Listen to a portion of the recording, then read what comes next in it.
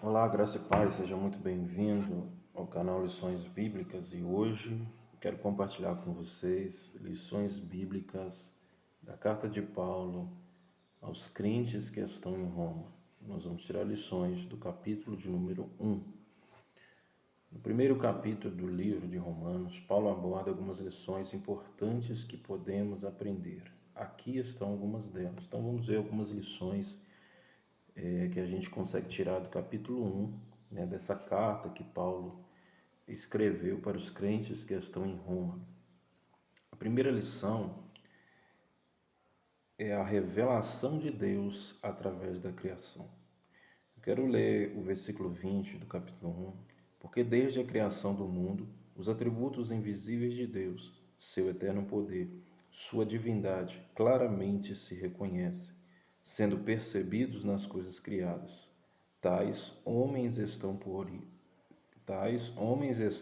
por isso sem desculpas.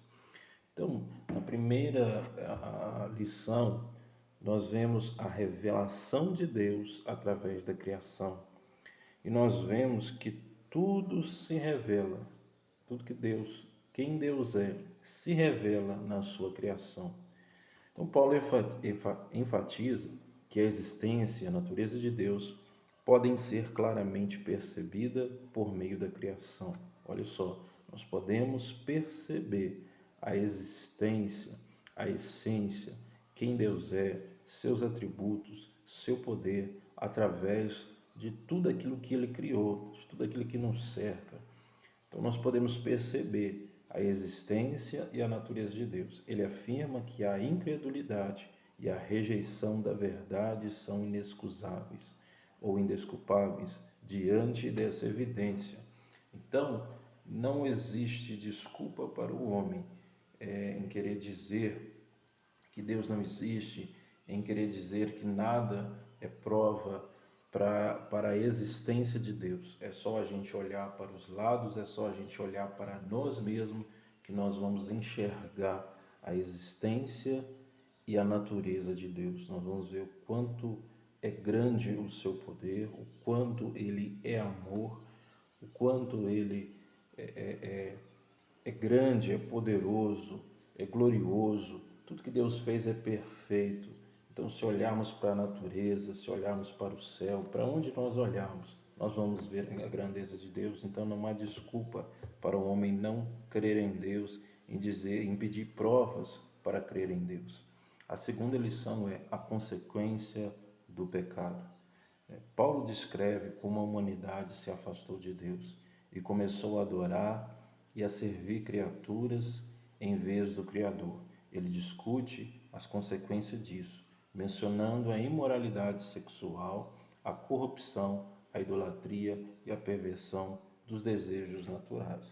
Então nós vemos no capítulo 1 aqui, que Paulo no versículo 21, ele diz assim, ó, mas seus raciocínios se tornaram vazios. A parte B. E seu coração insensato se obscureceu, dizendo-se sábios, tornaram-se loucos. Trocaram a glória de Deus, incorruptível, por imagem de homem incorruptível, bem como de pássaros, quadrúpedes e répteis. Por isso Deus entregou a impureza sexual segundo seus desejos pecaminosos de seus corações para desonrar seus corpos entre si.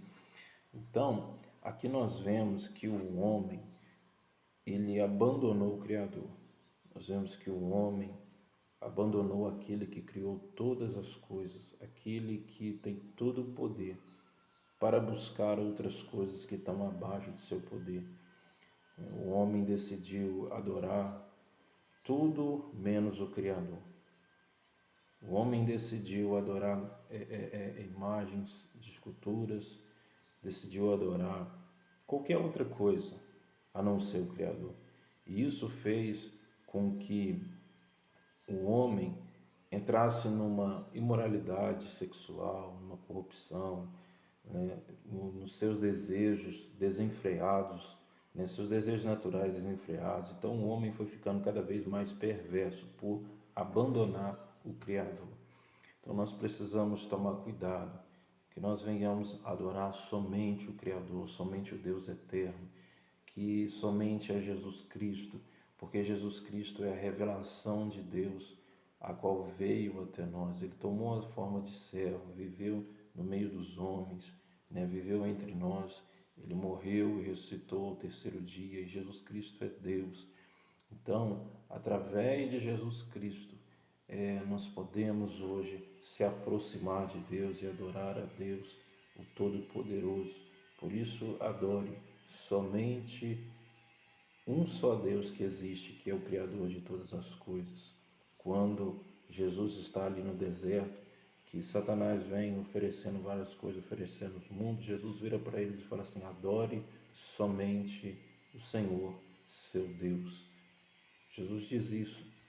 Isso está registrado em Mateus capítulo 4. Agora a terceira lição é o juízo divino. Paulo adverte que aqueles que continuam na prática do pecado e suprimem a verdade de Deus irão enfrentar o justo juízo de Deus. Ele enfatiza que ninguém pode escapar da justa ira de Deus, a menos que se arrependa e busque salvação em Jesus Cristo. Então nós vemos aqui que no versículo 32, embora conhecesse a sentença de Deus, de que os que praticam tais coisas merecem a morte, não somente continuam a praticá-las, mas também provam os que praticam. Então, olha aí, eles não só praticam coisas que não agradam a Deus, mas também aprovam, apoiam os que praticam. E isso é abominação.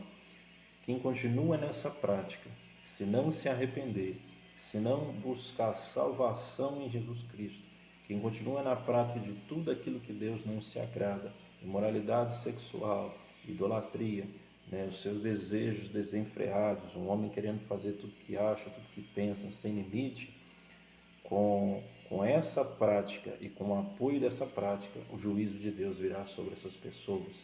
Mas nós louvamos a Deus porque a oportunidade de se arrepender existe, a oportunidade de salvação existe e é por meio de Jesus Cristo. Não foi em vão que ele morreu na cruz do Calvário. Ele morreu porque a ira de Deus foi sobre ele, e todos aqueles que reconhecem esse sacrifício não podem ser mais condenados, porque Jesus já recebeu a ira de Deus, e aqueles que estão em Cristo não há condenação. Então, a oportunidade de salvação é por meio de Jesus Cristo. Nós precisamos arrepender das nossas más práticas e não apoiar aquelas práticas que não agradam a Deus. A quarta lição é a necessidade do Evangelho para todos. Paulo destaca que tanto os judeus quanto os gentios precisam do Evangelho para ser salvos. Ele afirma que o Evangelho é poder de Deus para a salvação de todos os que creem, independente da sua nacionalidade ou origem étnica. Isso é tremendo demais, irmãos. Quando a gente olha o Evangelho, a gente vê o grande amor de Deus. Por quê? Porque Deus, sendo o Criador de todas as coisas, sabendo que o homem se afastou de Deus, Deus não priva somente salvação para uma pessoa só. Deus não escolhe somente uma pessoa e fala: vou salvar esse aqui porque eu gostei dele. Não, está todo mundo afastado de Deus, está todo mundo agora já condenado se não voltar para Deus. Então Deus, por meio da fé, Deus quer resgatar este homem que afastou. Deus quer resgatar a humanidade que se afastou. Então, por meio de Jesus Cristo, por meio do Evangelho, o desejo de Deus é que o Evangelho chegue em todos os corações, porque é através do Evangelho que você se aproxima de Deus, é através do Evangelho que você sai das práticas do pecado, é através do Evangelho que você sai do reino das trevas e vem para o reino de luz, é através do Evangelho que não haverá mais condenação, porque quando você olha para o sacrifício de Jesus Cristo na cruz do Calvário, esse é o verdadeiro Evangelho. Você entende que Ele morreu por você, que Ele pagou a dívida e agora você só precisa aceitar. Não é tomar atitude nenhuma, é somente aceitar e reconhecer o que Ele fez e reconhecer que sem Jesus eu já estou condenado, mas se eu reconhecer e aceitar o sacrifício dele na cruz do Calvário e a partir de agora eu somente adorar a Ele e caminhar no seu caminho, porque Ele diz: eu sou o caminho, a verdade e a vida, e ninguém vem ao Pai a não ser por mim. Se eu tomar essa decisão, eu sou salvo. Então, essa oportunidade é para toda a humanidade, sem exceção de ninguém. Ou seja, o que Deus tinha para fazer para salvar o homem, Deus já fez, agora só depende de nós. Só depende de nós aceitar esse evangelho. Então Paulo destaca que tanto os judeus quanto os gentios precisam do evangelho para serem salvos. Toda a humanidade precisa do evangelho. Então esse é o amor de Deus. E ele mesmo disse no versículo 16: não me envergonhe do evangelho, porque é poder de Deus para a salvação. E todo aquele que crê, primeiro do judeu, depois o grego. Então seja, a oportunidade de salvação é para todos. Louvado seja o nome de Jesus. Essas são apenas algumas das lições presentes no capítulo 1 de Romanos. Cada versículo contém ensinamentos profundos e relevantes para a nossa vida espiritual. Que possamos estudar com cuidado e aplicar essas lições em nossa jornada de fé. Então, que Deus te abençoe. Obrigado por assistir esse vídeo. Então, vou postar mais vídeos nesse canal de lições bíblicas. Espero que esse vídeo, esse momento que nós tiramos para buscar na palavra de Deus, tirando lições, né, desta carta maravilhosa que Paulo envia para os crentes que estão em Roma, os crentes que estão passando por momentos muito difíceis. Eu acredito que essa carta que edificou eles, né, esse momento que a gente tirou aqui, né, meditando em algo que foi escrito, que foi para edificar aqueles crentes que estavam sofrendo, né, em Roma, que edificaram eles, eu acredito que está me edificando e vai edificar você também. Vai edificar todos aqueles que vão assistir este vídeo. Por quê? Porque é a palavra de Deus. A palavra de Deus ela é viva e eficaz. Não é a minha palavra, é a palavra de Deus. Que Deus abençoe sua vida, sua casa e sua família, em nome de Jesus. Se você puder curtir esse vídeo, se você puder compartilhar com alguém, que Deus abençoe sua vida. Nós vamos caminhar pelo livro de Romanos. Próximo vídeo é Lições Bíblicas, Romanos capítulo 2. Eu espero por você. Que Deus abençoe sua vida, sua casa e família, em nome de Jesus. Amém.